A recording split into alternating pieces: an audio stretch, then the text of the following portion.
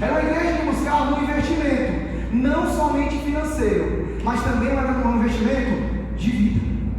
E ali a Bíblia fala que as pessoas necessitavam aquilo, até que o versículo 36, ele diz que um homem é especial. E é interessante que do versículo 32 ao 36, apenas o nome de um homem é citado.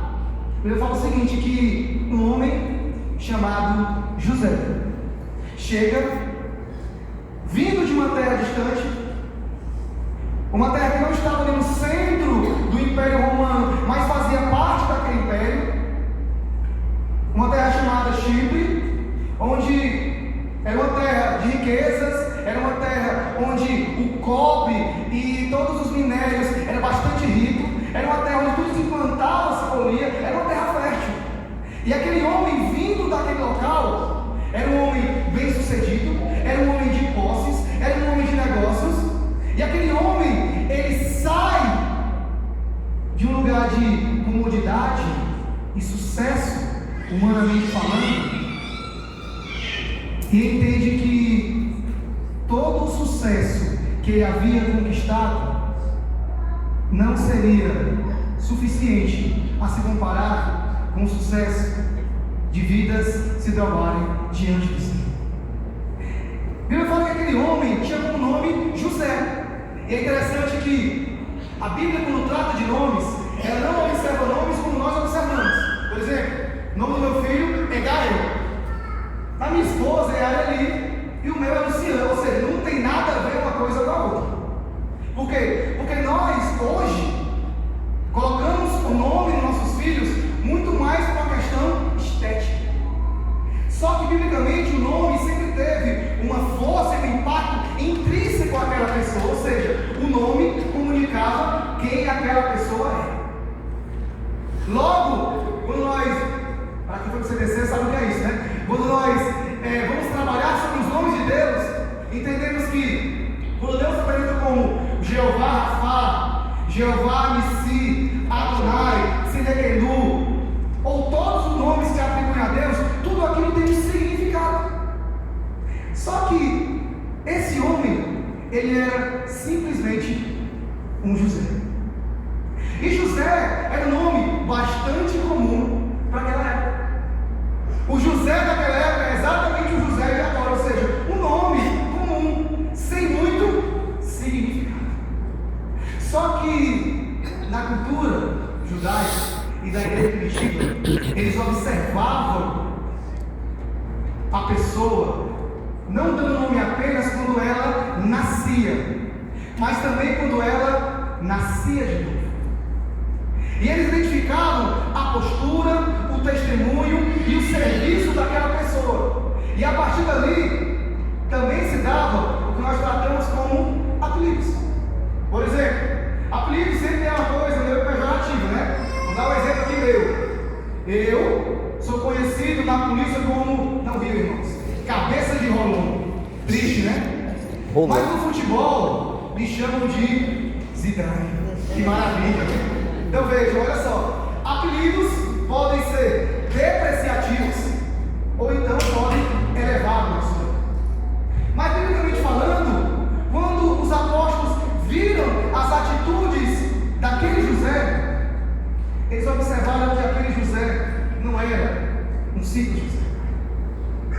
E eles vendo aquele homem, ele falou assim: olha, esse cara tem características, testemunho e uma postura que precisa ser bem observada. E aí é dado o nome para ele de Barnabé. A Bíblia fala, na Bíblia sobre os nomes também, que o termo Bar nada mais é do que filho de alguém. Barrabás, Bartimeu, Bar Jonas, ou seja, todo quer dizer o quê? Bar é o nome, dando a ênfase de que esse cara é filho de Jonas, esse cara é filho de Timeu. Só que o nome Barnabé trazia uma mensagem bastante singular. Era um nome que vinha de uma raiz judaica, mas quando aquilo era traduzido ou transliterado, ou seja, saía de uma língua para outra, vinha com a ideia de paráclito. E a expressão paráclito é a mesma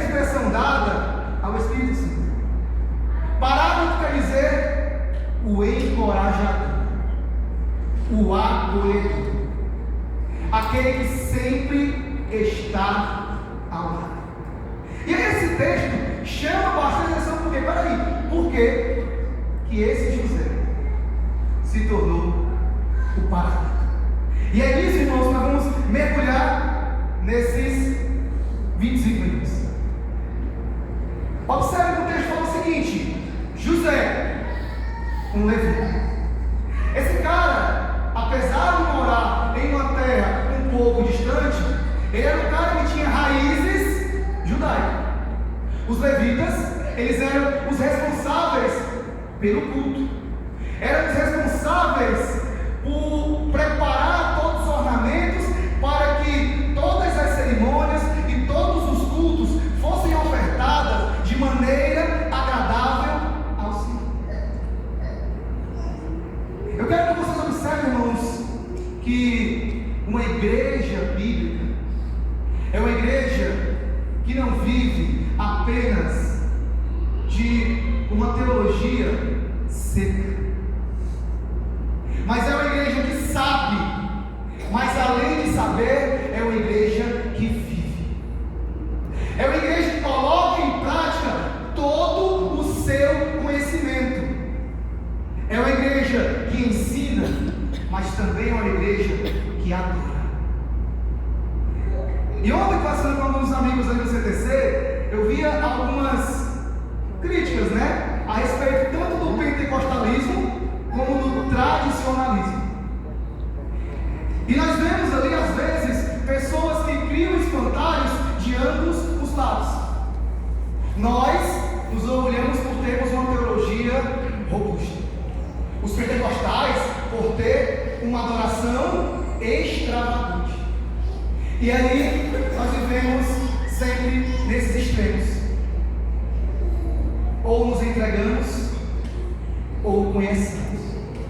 Mas o convite a ser uma igreja que acolhe é uma motivação a ser uma igreja que adora.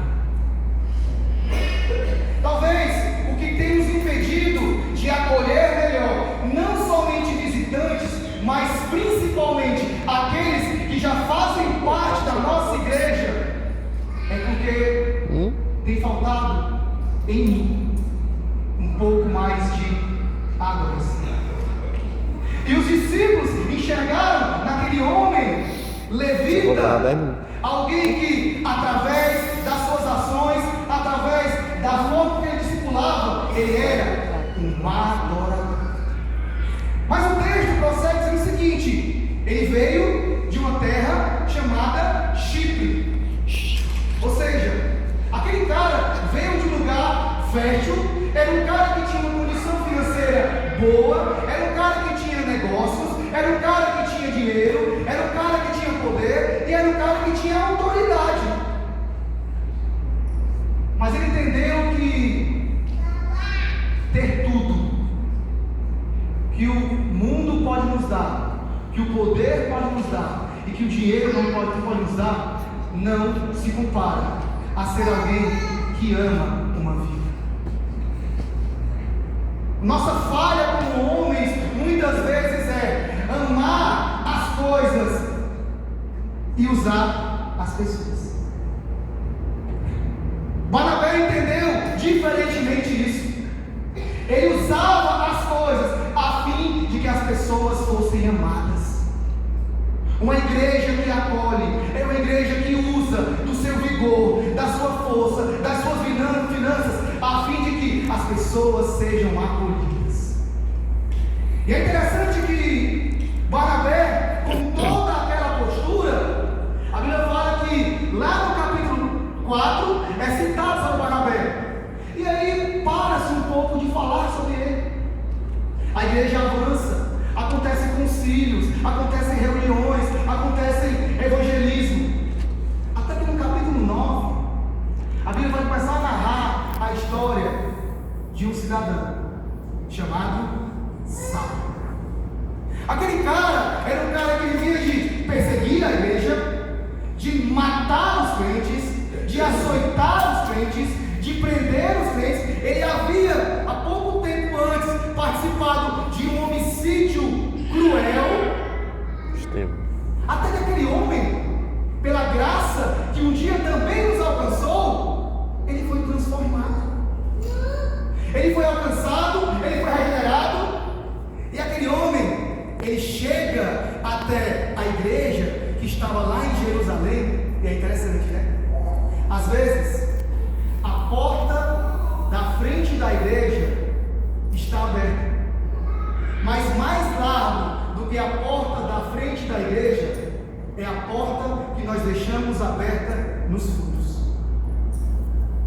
À medida que pessoas chegam até nós, sem o acolhimento necessário, elas saem pela porta dos fundos. Paulo chega até Jerusalém. Paulo chega até os apóstolos. E o primeiro impacto quando viram Paulo é: meu irmão, negativo. Esse aí não é crente não. Olha tudo que esse cara já fez. E o interessante é que todos que estavam ali reunidos, unisonamente, juntamente disseram assim: ele não.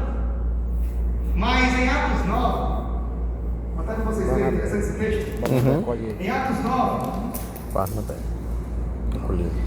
quando chegou a Jerusalém, Atos 9, 26. Quando chegou a Jerusalém, tentavam se juntar aos discípulos, mas todos tinham medo dele, não acreditando que fosse discípulo. Ponto. Mas Barnabé. Não é mas Pedro, não é mas Tiago, não é mas Tomé. Eu não estou falando dos 12 apóstolos, eu não estou falando daqueles caras que andavam com Jesus, mas um de fora, um que não estava no colégio apostólico, mas Barnabé, tomando-o consigo, o levou aos apóstolos. Uma igreja que acolhe é uma igreja que não julga o passado das pessoas. Uma igreja que acolhe não é uma igreja que reduz o alvo a pessoas quase crentes. Uma igreja que acolhe é uma igreja que entende que um dia precisou de perdão e por isso ela precisa perdoar. Um dia precisou de amor e por isso ela precisa amar. Um dia precisou ser acolhida e por isso ela precisa acolher. E foi isso que Barnabé fez. Os apóstolos que eram próximos a Cristo, que aprenderam com Cristo, não tiveram essa atitude. Mas o Paráclito nos conduz a fazer aquilo que a razão humana nos impossibilita de fazer. Essa mensagem não se trata de Barnabé, mas se trata da ação do Espírito Santo no meio da igreja. Nós não confundimos a ideia do Espírito Santo com movimentos de cair, de falar em línguas, que dá mais para trás, não. O Espírito Santo é o agente necessário que transforma as nossas vidas, é o agente que sela os nossos corações, é o agente que nos santifica. Nós precisamos enxergar no meio da nossa igreja mais Barnabés. Observamos a questão do nosso pastor. Repararam aqui? Vou fazer um meio. Eu cheguei aqui com o meu casamento destruído, viciado em pornografia, viciado em masturbação, um adúltero declarado, a pior escória possível. Chego no ambiente de uma igreja bíblica,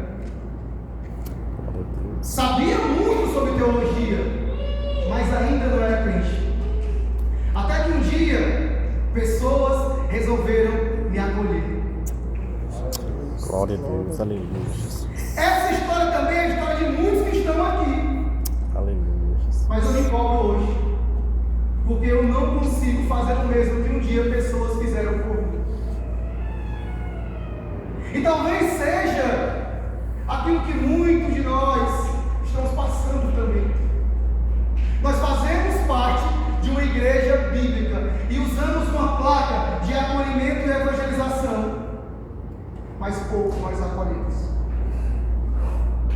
mas pouco nós amamos, mas pouco nós ouvimos, mas pouco nós aconselhamos. Nós amamos muito aqueles que estão aos nossos olhos, mas o interessante é que Paulo estava ali. Barnabé apresentou ele ali aos apóstolos, agora afirmando e testificando: esse cara aqui é crente. Meus irmãos, quem testifica a nossa salvação é o Espírito Santo de Deus.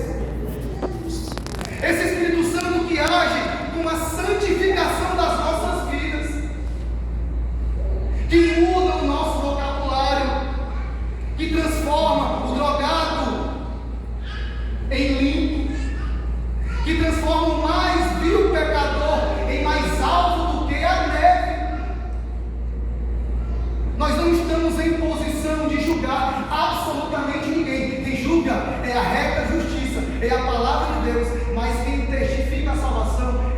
Espírito Santo. Nós precisamos mais exercitar a figura de paráclito. E é interessante, o termo paráclito é aquele que está sempre andando ao lado, aquele que auxilia, aquele que acolhe e aquele que não desiste. Paulo estava ali, se converteu e tal, que é interessante. Paulo, muito intelectual, lá no capítulo 9, ele se converte e já começa a pregar. E pregando, ele já começa a discutir, debater, ou seja, aprender um pouco de teologia, já se acha de chão. Por exemplo, parafraseando aqui, alguns irmãos que fazem enfermagem. Primeiro semestre de enfermagem, enfermagem por amor.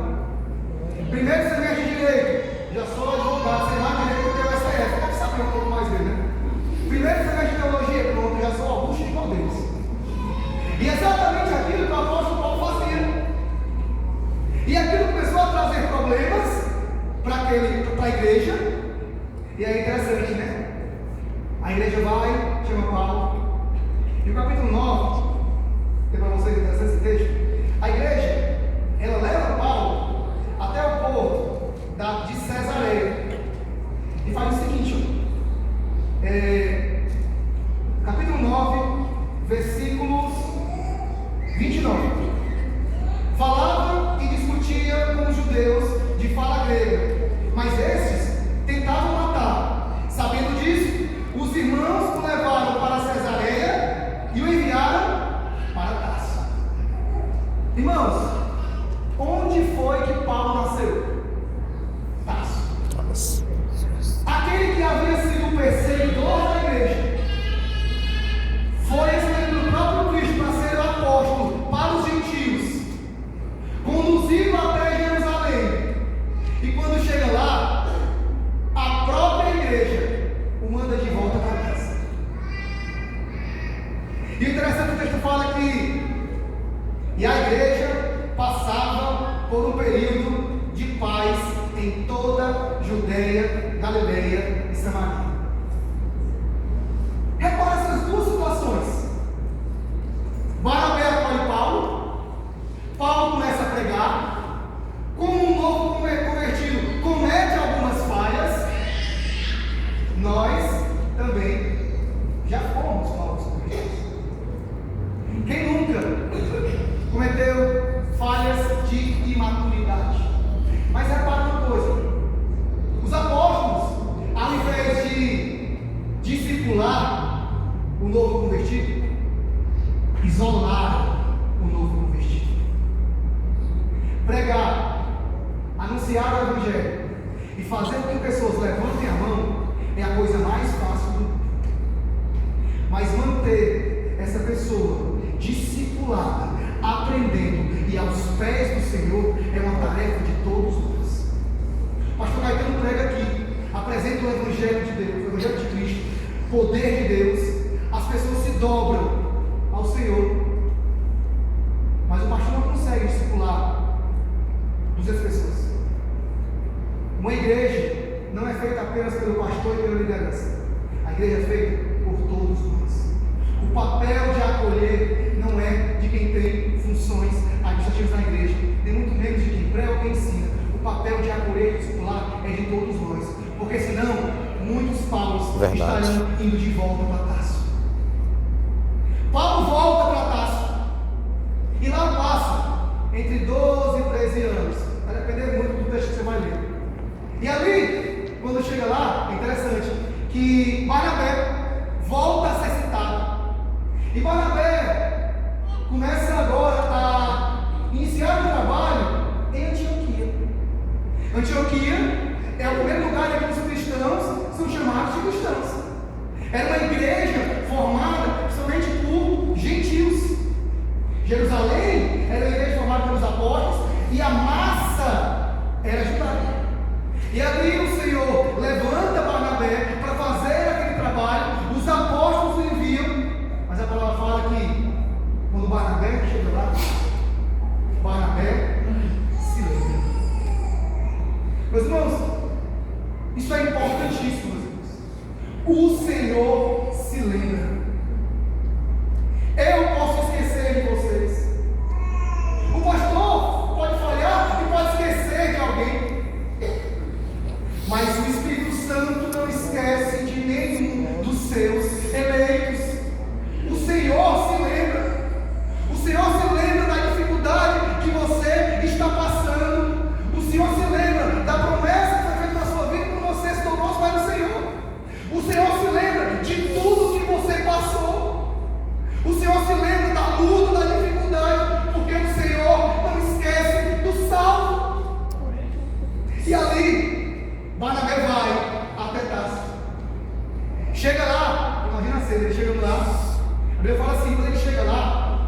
ele procura Paulo incansavelmente. Ele não cansa de procurar. Ele não cansa de procurar aquele que havia aceitado a Cristo. Ele não cansa de procurar aquele que o Senhor havia escolhido. E aquilo não é porque Barnabé seja alguém maior ou perfeito, não. É porque o Espírito Santo e o Deus Todo-Poderoso decretou que assim o fosse. E pela sua graça, Barnabé encontra Paulo. Traz Paulo de volta. A igreja começa a crescer. É uma bênção. E aí, entra um ponto bastante complexo. Paulo, que foi resgatado, um dia se tornou um cristão maduro. Um dia se tornou alguém que sabia muito mais do que os outros. Um dia se tornou alguém autossuficiente. Paulo chega, faz a primeira viagem missionária. No meio do caminho, um cidadão chamado João Marcos desiste, retrocede. Uns dizem que cansou, outros dizem que não aguentou a pressão. E eles fazem a primeira viagem. Na segunda viagem, Paulo falou o seguinte: vamos de novo para Barnabé. Beleza, eu vou, mas levarei Marcos comigo. E Paulo diz assim: olha, esse comigo não anda. Esse aí que retrocedeu, comigo não anda. Essa é uma atitude que eu já cometi várias vezes. Muitas vezes nós esquecemos de onde nós saímos. Muitas vezes nós esquecemos que um dia foi necessário que a graça nos alcançasse. Nós esquecemos que se não fosse a misericórdia do Senhor, que se renova todos os dias, eu estaria morto e condenado. Mas eu quero aplicar sobre o outro um jugo que sobre mim não pode mais ser aplicado. Paulo, que foi buscado em casa, rejeitou aquele que fraquejou. Meu irmão, agora, isso é importante, os irmãos tenham atenção. A igreja não compactua com o pecado. A igreja não compactua com os erros. A igreja não compactua com rebelião. Mas o papel da igreja é resgatar o pecador. O papel da igreja é ir ao encontro do fraco. O papel da igreja é estender a mão ao necessitado. O papel da igreja é sim anunciar o evangelho à pior das pessoas, porque um dia nós fomos as piores das pessoas. Às vezes nós fazemos algumas críticas aos outros. Eu gosto quando o pastor fala assim, fala essa frase, muito interessante. Se a minha esposa me conhecesse o tanto que Deus me conhece, ela jamais permaneceria casada comigo. E isso serve para todos nós. Lembra do parágrafo? Quando o Barnabé disse assim, eu lembro, o Senhor conhece. O Senhor lembra das dificuldades, mas também Ele sabe as nossas falhas. E repara, o Deus que lembra, o Deus que vê, é o Deus que ama. É o Deus que dá esperanças. É o Deus que acolhe. E é interessante que, para encerrar, vai correndo o tempo, Barnabé e Paulo entram ali em discussão. A Bíblia fala que eles não andam mais juntos,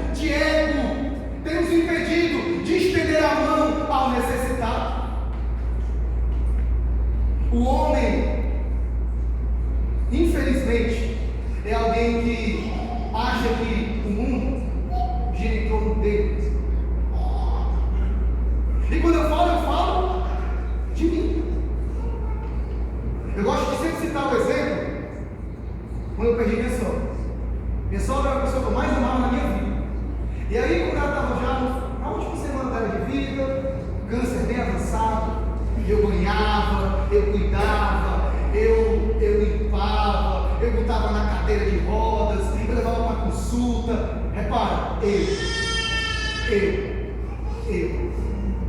E aí eu fazia aquilo porque eu amava aquela mulher, mas eu também queria que alguém dissesse: olha como ele é bom, veja que genro maravilhoso, a Areli casou com um excelente marido.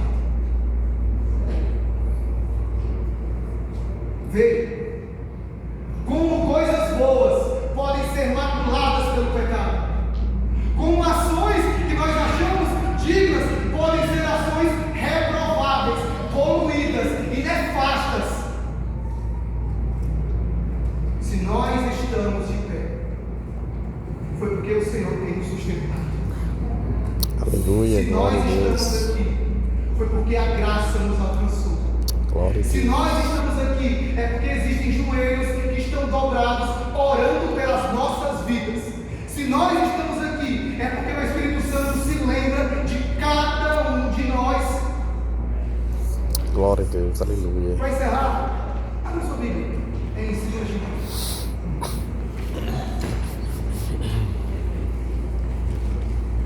2 Timóteo 4 e 11.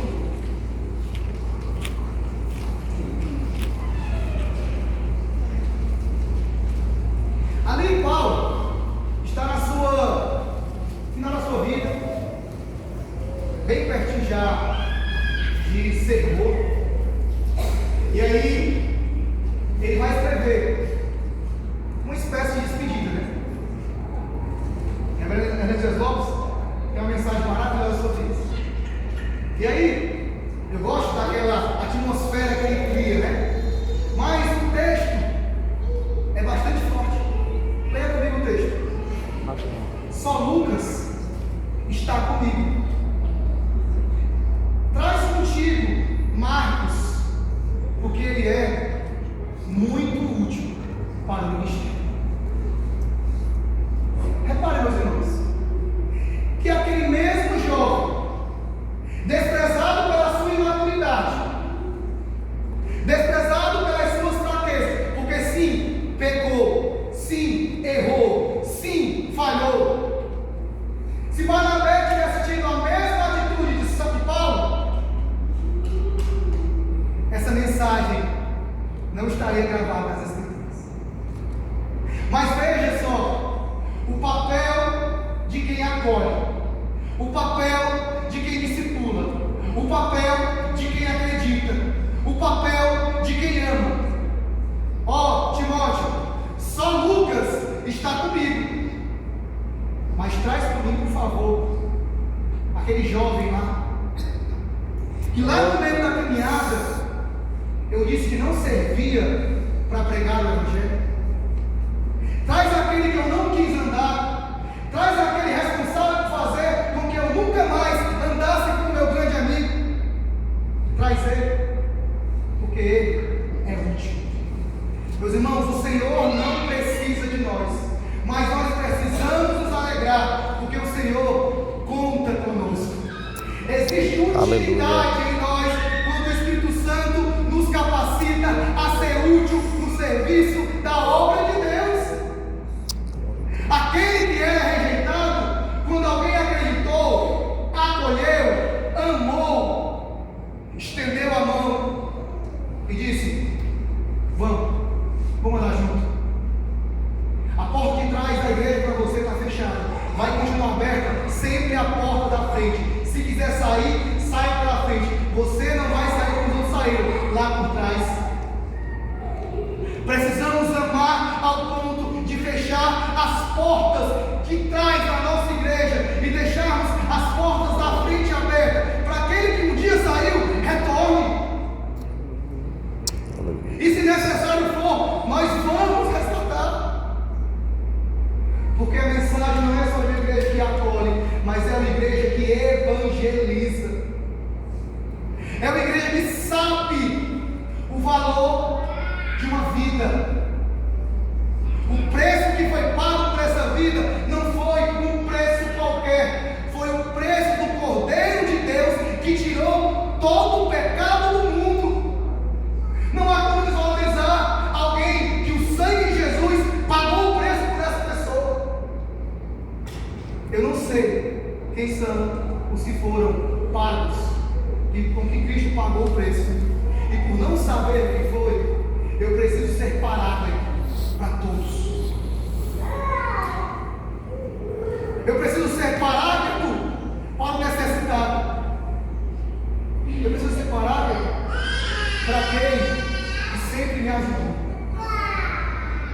Igreja, hoje nós estamos no momento de ajudar, auxiliar e orar pessoas que sempre fizeram isso por nós. Hoje é momento da nossa igreja crescer mais e mais em maturidade, para que quando o visitante entre aqui, ele possa sentir que aqui é a família de Deus. Ele possa sentir que aqui o Espírito Santo habita, sem precisar dar mortal, sem precisar falar em línguas, sem precisar cair no chão. Mas é uma igreja que levanta do chão o necessitado. É uma igreja que alimenta o faminto. É uma igreja que acredita naqueles que ninguém acredita. É uma igreja que dá aquilo que ela recebeu: amor, graça e misericórdia. Glória a Deus, aleluia. Senhor, nós te exaltamos, ó Pai. Oh Deus, obrigado, Pai, pela sua mensagem.